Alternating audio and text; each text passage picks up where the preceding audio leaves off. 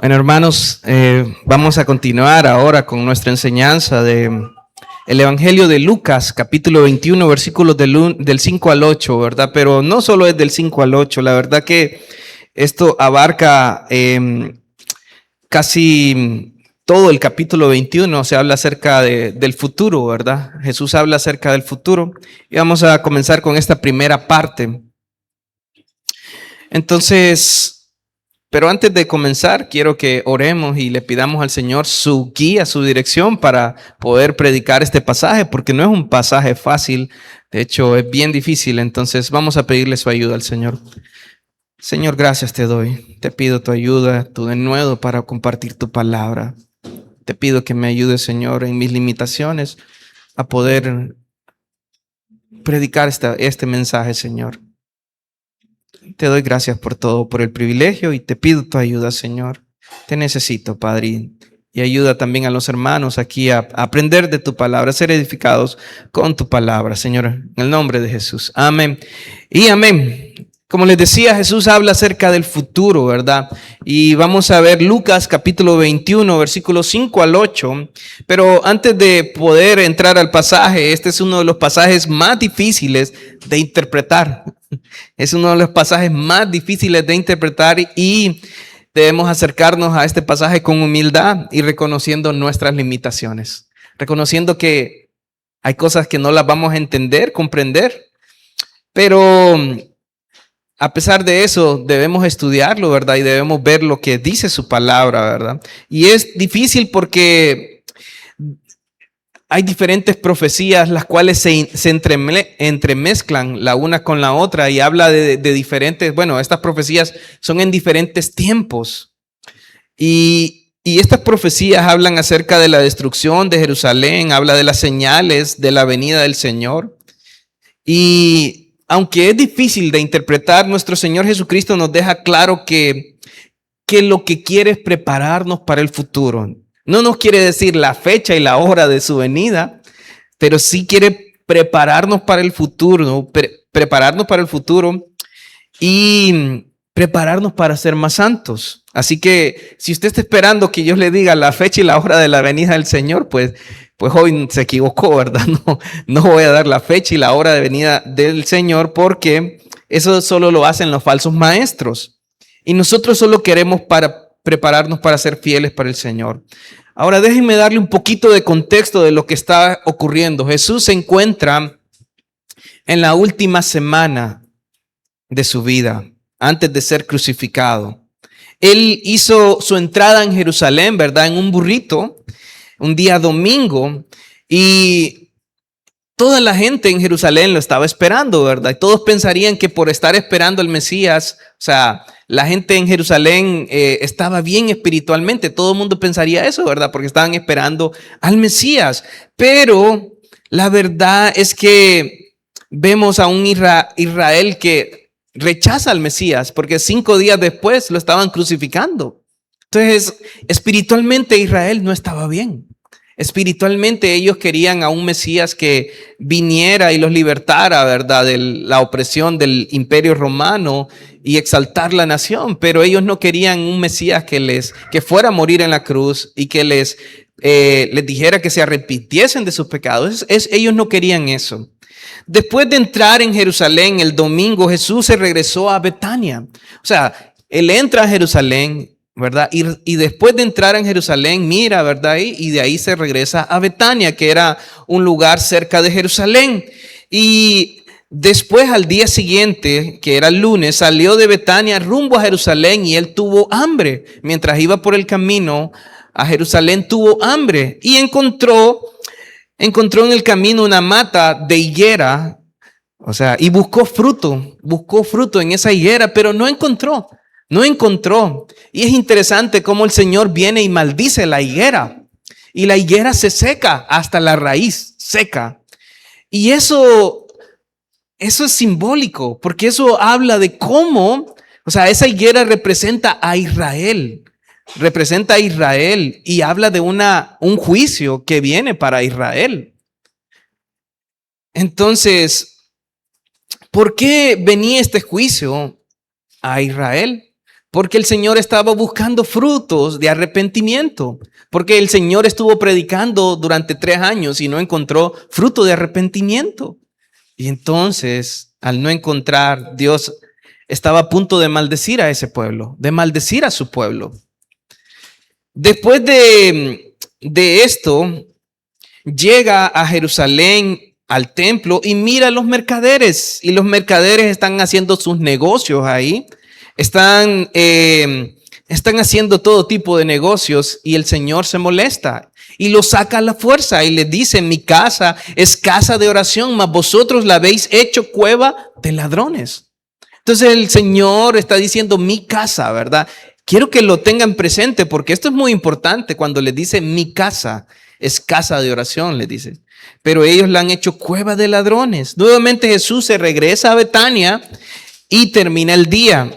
A la mañana siguiente, o sea, el martes, Jesús nuevamente va a Jerusalén, al templo, y enseña ahí, pero luego se encuentra con los líderes religiosos, ¿verdad? Y los líderes religiosos buscan confrontar a Jesús y buscan hacerle un montón de preguntas para ver si lo pueden atrapar en algo y poder acusarlo de algo, poder llevar a Jesús a la muerte.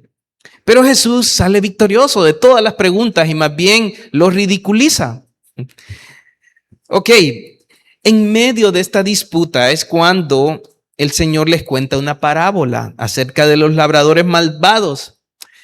Y les cuenta esta parábola para hacerles ver que Dios iba a destruir a esos líderes y a todos aquellos que rechazaran al Mesías. Dios les deja claro con esa parábola que venía para ellos destrucción. Porque la viña representaba a Israel, el pueblo escogido por Dios.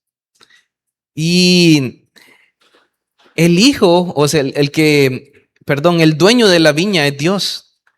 Y al ver que Dios, mejor dicho, el dueño de la viña envió a varios de sus servidores para ir a traer fruto, ¿verdad? El fruto que le correspondía por ser el dueño de la viña. Pero los labradores malvados no entregaron nada, no dieron nada. Y les dio una oportunidad más, les envió a su hijo. Pero al hijo que vinieron y ¿qué hicieron los labradores malvados? Lo mataron. Y esto era lo que iba a suceder con Jesús. Iban a matar a Jesús, pero después venía la destrucción. Dios también les dice, ¿qué hará el señor de la viña, el dueño de la viña? Va a destruir a esos labradores malvados y va a dar su viña a otros que sí den fruto. Entonces, eso corresponde que Israel ya no iba a ser el pueblo escogido por Dios, sino que ahora esa viña iba a pasar a manos de otro. La iglesia es ahora el pueblo de Dios, conformada tanto por judíos y gentiles. No quiere decir que Dios descartó a los judíos. No, la iglesia está conformada tanto por judíos como por gentiles. Pero ahora la iglesia es el nuevo pueblo de Dios. ¿Y qué pasó? Bueno, ellos no se arrepintieron, ¿verdad? Pero venía un juicio para ellos. Y este juicio traía consigo destrucción para Israel.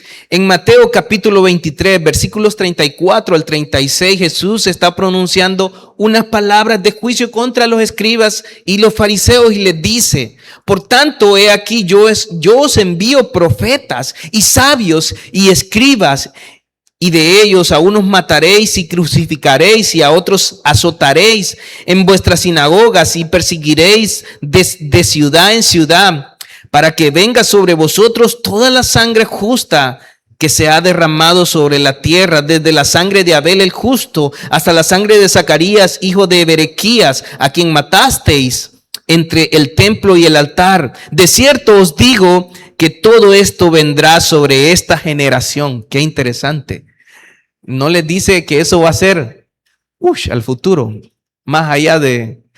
No, en esta generación. El juicio de Dios venía sobre esa generación. Y si recordamos, estaban en el año 33 más o menos antes de Cristo. Y una generación dura 40 años. Entonces, esa generación, iba a sufrir la destrucción. Entonces, ¿Por qué venía esta destrucción? Por el rechazo al Mesías. Al terminar el día martes, Jesús se lamenta por Jerusalén y dice en Mateo 23, 37 al 38, dice: Jerusalén, Jerusalén, que matas a los profetas y apedreas a los que te son enviados. ¿Cuántas veces quise juntar a tus hijos como la gallina junta a los polluelos debajo de las alas y no quisisteis? He aquí vuestra casa os es dejada desierta. Qué interesante. Vuestra casa, no dice mi casa es dejada desierta. Vuestra casa era el templo. Ese templo es dejado desierto porque Jesús, quien es Dios, estaba dejando el templo ese día martes. Ya no iba a regresar. Dios le dio la espalda a Israel porque no se arrepintieron. Dios los dejó. Y ahora venía el juicio de Dios para ellos. No les dice mi casa es dejada desierta. Ya no dice mi casa.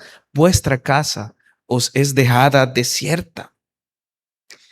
Entonces Jesús Dios abandonó Jerusalén y abandonó el templo. Y se lamentaba porque sabía el juicio que venía sobre ellos. Sabía el juicio que venía sobre esa generación. Cuando Jesús salió de Jerusalén ese martes, varios de sus discípulos estaban mostrándole el templo y mostrando las grandes piedras que tenía el templo y los grandes edificios, la gran belleza de este edificio. Y aquí es donde Jesús les dice acerca de la destrucción, o sea, predice la destrucción del templo. Y vamos al primer punto, la predicción. Jesús predice la destrucción del templo. Miren qué interesante. Y les dice: y a unos que hablaban de que el templo estaba adornado de hermosas piedras y ofrendas votivas, dijo: en cuanto a estas cosas que veis, días vendrán en que no quedará piedra sobre piedra que no sea destruida. Ok, hablando acerca del templo. El templo era un lugar espectacular. Era una maravilla de arquitectura. El primer templo fue construido por Salomón en el siglo 10 antes de Cristo y fue destruido en el 586 antes de Cristo. Okay, el primer templo fue construido por Salomón y era una belleza también. Pero luego el segundo templo, que se le conoce como el templo de Zorobabel, fue construido o reconstruido en el 517 después de Cristo. Perdón, antes de Cristo, en el 517 antes de Cristo. Pero fue construido cuando los judíos regresaron del exilio, ¿verdad? Pero fue un templo que fue construido de una manera, o sea, no era tan esplendoroso como el anterior, como el que había construido Salomón, sino que era un templo más sencillo y más modesto. Pero más adelante, el templo es ampliado por Herodes el Grande en el año 20 antes de Cristo y llegó a ser tan esplendoroso, o sea, se dice que fue más esplendoroso que el de Salomón. El templo también no solo lo hicieron, o sea, esplendoroso, sino que lo ampliaron a tal grado que medía unos 36 acres aproximadamente. Era como unos 27 campos de fútbol, de estadios de fútbol americano. 27 campos. Quiero que se imaginen eso. Este templo también estaba hecho principalmente de piedras de mármol blanco sacadas de la cantera de una manera perfecta. O sea, ahí solo iban a poner las piedras y encajaban perfectamente. También tenía madera de cedro y tenía adornos o decoraciones de oro. O sea, era algo hermoso, hermoso. Se dice que el templo de Jerusalén brillaba intensamente cuando el sol le pegaba, brillaba de una manera intensa porque era de mármol, ¿verdad? Y otra porque tenía revestimientos de oro. También ese brillo era tal que Cegaba a las personas. No, bueno, no es que cegaba, pero sí no podían ver mucho ese resplandor porque realmente cegaba. Entonces, el templo era considerado la joya, o sea, la corona de Jerusalén. Y Jesús, mientras iba saliendo de ese día martes de Jerusalén, unos que hablaban del templo le decían que, o sea, estos que hablaban del templo eran sus discípulos que estaban viendo el templo y todos los edificios, y ellos decían que el templo estaba adornado de hermosas piedras y ofrendas votivas.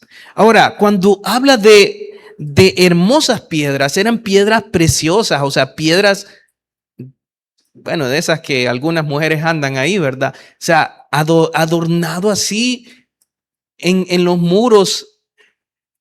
O sea, era algo bien esplendoroso. Y no solo eso, eran personas ricas que donaban estas piedras preciosas para adornar el templo. También había ofrendas votivas y eran ofrendas que se realizaban de una manera voluntaria. Cuando habla de ofrendas votivas, es que muchos entregaban, ¿cómo decirle?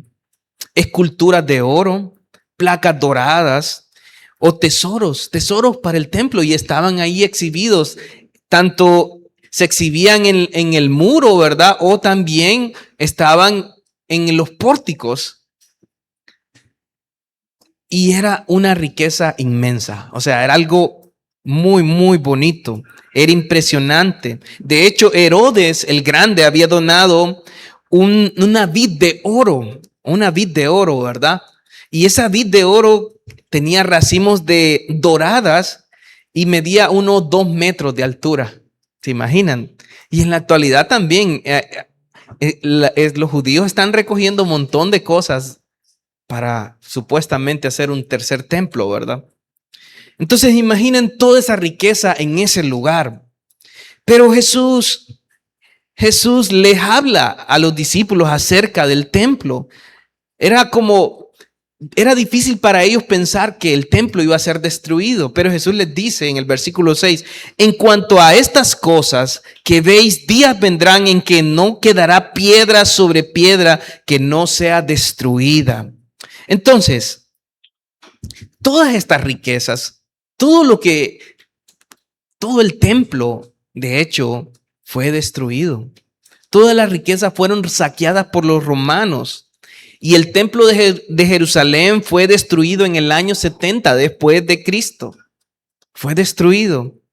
Israel había desechado al Mesías. Israel había desechado a su Mesías.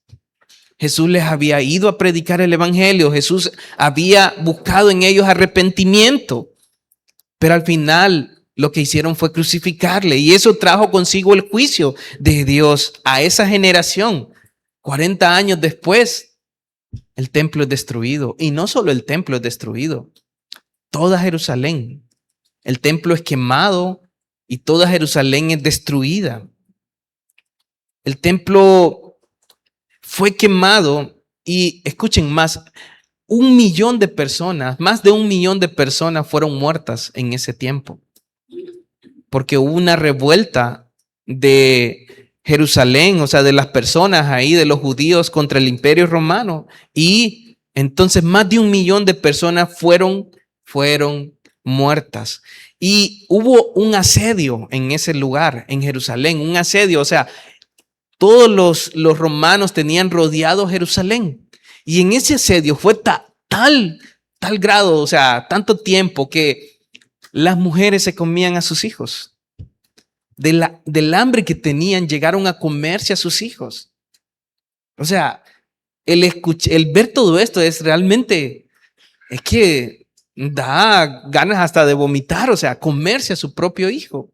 Las mujeres estaban comiendo a sus propios hijos. Y todo esto fue el juicio de Dios. Todo esto fue porque ellos rechazaron al Mesías. Todo esto fue porque el Señor estuvo con ellos y les predicó y buscó arrepentimiento, mas ellos no quisieron. Pero déjenme decirles que también la iglesia estaba ahí en Jerusalén y muy pocos cristianos murieron. Muy pocos cristianos, porque Jesús les había dado instrucciones a los cristianos, a su iglesia. Pero aquellos que no quisieron, ¿verdad?, nada del Señor, que no se arrepintieron al final, fueron muertos. Esa generación fue muerta. Y MacArthur dice en su comentario: los romanos cumplieron esta profecía, fueron el instrumento humano de la ira de Dios. Ellos levantaron andamios alrededor de los muros del templo y sus edificios y los llenaron con madera y otros materiales inflamables y les prendieron fuego. El intenso calor de las llamas hizo que las piedras se desmoronaran. Después de ser desmantelados y tamizados para encontrar todo el oro fundido, los escombros fueron lanzados al valle del Cedrón, de modo que no quedó piedra sobre piedra. No quedó nada. Piedra sobre piedra fue quitado todo el templo. Y Jesús lo profetizó antes de salir. Cuando estaba saliendo, el día martes profetizó eso. Y es aquí donde los discípulos se acercan a Jesús y le preguntan acerca de esas cosas. Vamos al segundo punto. Jesús sabía que quería preparar a sus discípulos y ellos vienen y se le acercan y le preguntaron diciendo: Maestro, ¿cuándo será esto? ¿Y qué señal habrá cuando estas cosas estén para suceder? O sea, viene el Señor y quiere preparar a sus discípulos y ellos le preguntan: ¿cuándo será esto? ¿Cuándo va a acontecer esto de la destrucción? ¿Y qué señal habrá cuando estas cosas estén por suceder?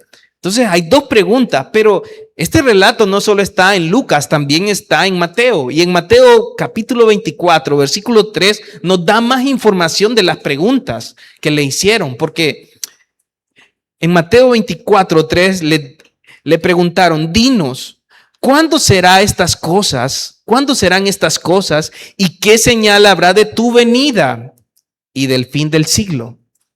Miren qué interesante. Ellos, por la pregunta que le hacen, ellos estaban pensando que la destrucción del templo, la venida del Señor y el fin del siglo iban a ocurrir todo en un mismo momento. Ellos estaban pensando más o menos así, que todo eso iba a ocurrir en un mismo momento. Pero Jesús les responde, pero no para darles una fecha. No les está dando una fecha, les responde, solo les indica para que estén preparados y les advierte sobre los eventos que sucederán. Y en el versículo 8, lo primero que les advierte es acerca de los falsos cristos. Los falsos cristos. En el versículo 8, él entonces dijo: mirad que no seáis engañados, porque vendrán muchos en mi nombre diciendo: yo soy el Cristo, y el tiempo está cerca, mas no vayáis en pos de ellos. Jesús les advierte que vendrán engañadores. Engañadores. Él les dijo: mirad que no seáis engañados. Mirad que no seáis engañados, porque eso iba a ocurrir. Iban a venir engañadores en ese tiempo. Hombres que dirán que vienen de parte de Dios, pero que son falsos maestros. Y el mismo apóstol Pablo escribió a la iglesia de Corinto acerca de ellos en 2 de Corintios 11, 13 al 15. Si me acompañan ahí, 2 de Corintios 11, 13 al 15. Y dice así, ¿lo tienen ahí? 2 de Corintios 11, 13 al 15 dice: porque estos son falsos apóstoles, obreros fraudulentos, que se disfrazan como apóstoles de Cristo. Y no es maravilla, porque el mismo Satanás se disfraza como ángel de luz. Así que no es extraño si también sus ministros se disfrazan como ministros de justicia, cuyo fin será conforme a sus obras. El apóstol Pablo describe a estos hombres como obreros fraudulentos que se disfrazan como apóstoles de Cristo. O sea, que vienen en nombre de Cristo, pero que en realidad siguen a Satanás. Ellos siguen el ejemplo de Satanás y Satanás se disfraza como ángel de luz, y también estos hombres se disfrazan como ministros de justicia. Pero sus obras dicen todo lo contrario. Su obrar es todo lo contrario. ¿Cómo podemos reconocer a estos hombres entonces? A través de sus obras. Miren sus obras. Pablo los describe en 2 de Timoteo 3, 2 al 4. Dice: Dice que los describe como amadores de sí mismos. O sea, son gente que tiene amor, pero no por la gente, por las demás personas, sino amadores de sí mismos. Avaros, o sea, son gente que ama el dinero, que le gusta el dinero. Vanagloriosos, son gente que son fanfarrones, se vanaglorían. Son gente que son soberbios, orgullosos, blasfemos, o sea, hacen burla de Dios. No solo eso, desobedientes a los padres, ingratos, son gente que desobedece a sus padres y son malagradecidos, son impíos, dice. O sea, no consideran nada sagrado, sin afecto natural, implacables, o sea, no aman ni perdonan, no aman ni perdonan, intemperantes, o sea, no tienen control propio, crueles y odian lo que es bueno, traidores, traicionan a amigos, traicionan lo que sea. Impetuosos, son imprudentes, infatuados, o sea, se llenan de toda soberbia, amadores de los deleites más que de Dios. O sea, ellos aman más su deleite, más que a Dios. Y eso así lo describe Pablo. Su nivel de engaño es tal que ellos llegan al punto de decir que son el Cristo, el Cristo. Y ahí se han levantado un montón de personas que dicen ser el Cristo y el pueblo de Israel sigue esperando la venida del Mesías. Y como el pueblo de Israel sigue esperando la venida del Mesías, muchos se levantaron diciendo ser el Mesías. Por ejemplo, John MacArthur menciona en su comentario que en el año 44 después de Cristo se levantó una persona llamada Teudas y prometió a sus oyentes que dividiría el río Jordán. O sea, que lo iba a dividir. Pero antes de intentar dividir el río Jordán, las tropas romanas lo atacaron y mataron, lo masacraron y a sus seguidores.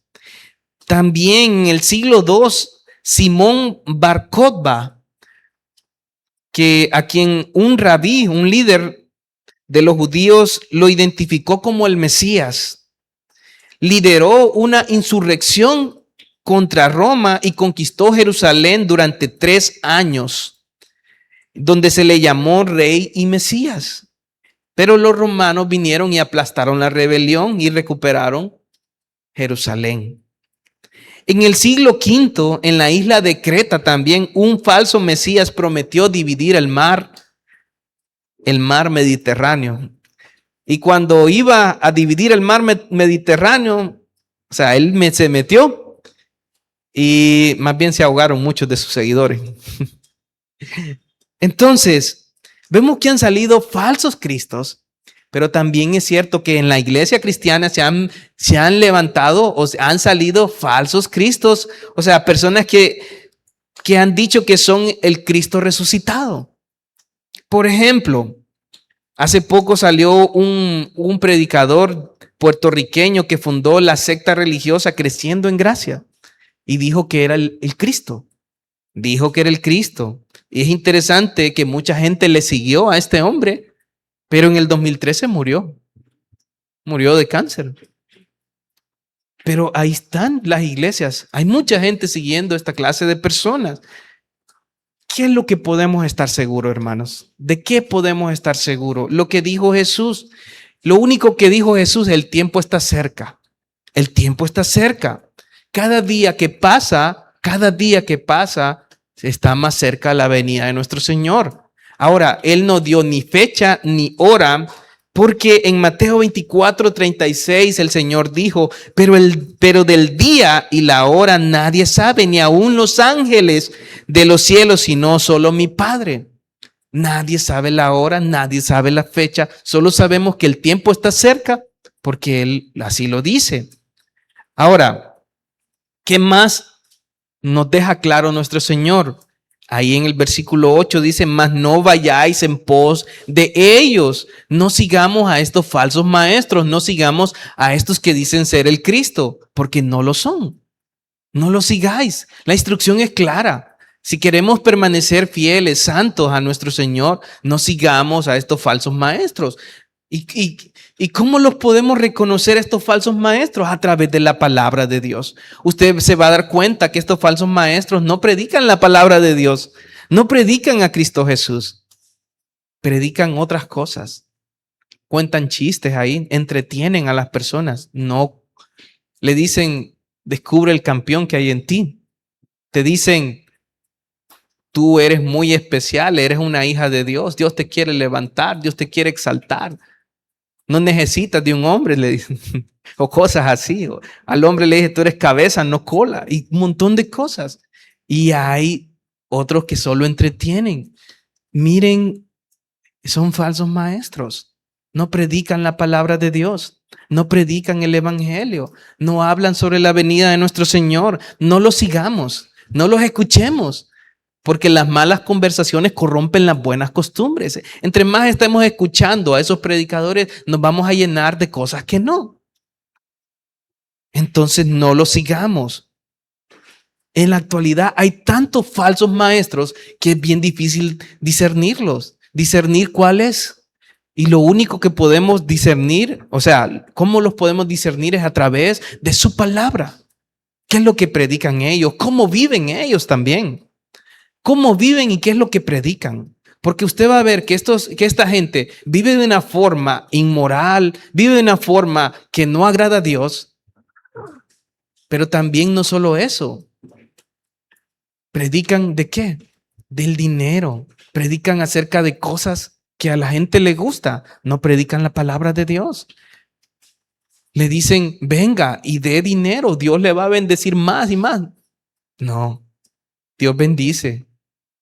Y punto. Y más bien debemos darle por agradecimiento, pero no es que le va a dar más porque... Entonces, debemos pasar tiempo en la palabra de Dios para reconocer a esta clase de personas. Y quiero terminar con unas conclusiones. El rechazo del Mesías trajo el juicio de Dios sobre Jerusalén y su pueblo. Sobre Jerusalén y su pueblo. El rechazo de Jesús para nosotros trae la condenación eterna. O sea, Israel rechazó al Mesías y trajo destrucción, ¿verdad? Para esa generación.